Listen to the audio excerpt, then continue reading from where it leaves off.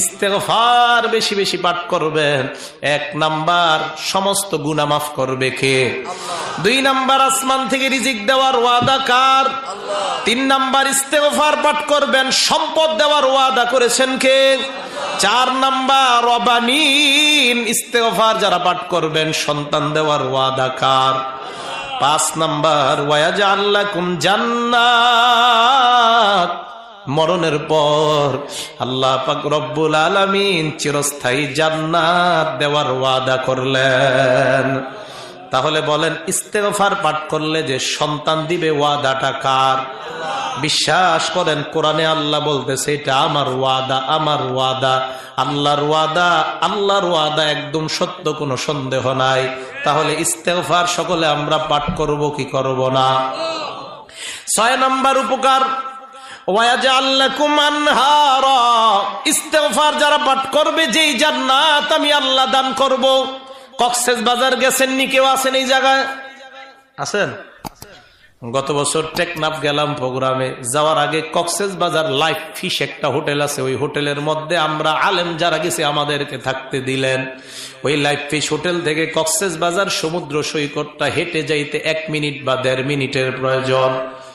হেঁটে গেলাম ওই জায়গায়, যাওয়ার পর দেখলাম, তাকান কিভাবে বুঝাই, সোফা এইভাবে বিছানো আছে, কতক্ষণ বিছানোর পর হঠাৎ এইভাবে করা। এই সোফা গুলার মধ্যে কারা? যারা নাকি প্রেম প্রীতি করে তারা গিয়া শো একজন আরেকটার মধ্যে। এটা নাকি একটা আনন্দ তাদের, এটা নাকি একটা চমৎকার দৃশ্য। ওই সোফা দেখার পর আল্লাহর কোরআনের কথা আমার মনে পড়ে যায়, সুবহানাল্লাহ। আল্লাহ বলেন, আলাল আরাইকি ইয়ানজুরুন মুত্তাকিনা ফিহা আলাল আরাইক, জান্নাতীরা এইভাবে জান্নাতের মধ্যে হেলান দিয়ে থাকবে। আপনি হেলান দিবেন, পাশেরটা আপনার বিবি হেলান দেওয়া থাকবে, আরেকটার মধ্যে আপনার হুরগেল মানরা থাকবে। দুনিয়ার মধ্যে প্রেম প্রীতি যারা করে তারা তাকায় দেখে পানির সমুদ্র দেখা যায়।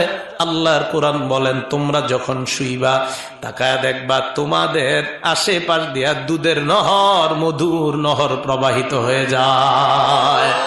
আল্লাহ বলেন, ইস্তেগফার পাঠ করবা। 6 নাম্বার উপকার, আমরা ইস্তেগফার পাঠ করব কিনা?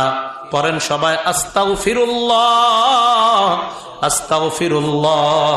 ইস্তেগফার পাঠ করার 7 নাম্বার উপকার, যে শক্তি আছে তারা যদি ইস্তেগফার পাঠ করে, আস্তাগফিরুল্লাহ যদি পাঠ করে, বর্তমান তাদের শরীরে যেই পরিমাণ শক্তি আছে আমি আল্লাহ তাদের শক্তিকে দ্বিগুণ করার ওয়াদা করলাম।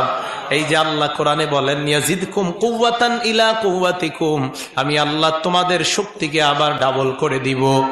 আপনারা যারা ট্রেনে চলাচল করেন, বাসে চলাচল করেন, লক্ষ্মীগঞ্জ বাজারে আসলেন, আসার পর পকেটে হাত দিয়া দেখলেন রিক্সা ভাড়া নাই, সিএনজি ভাড়া নাই, অটো নাই।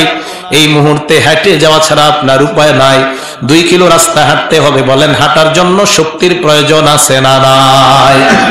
ওই মুহূর্তে কি করবেন? আজকে থেকে একটা আমল সবাই জানবো।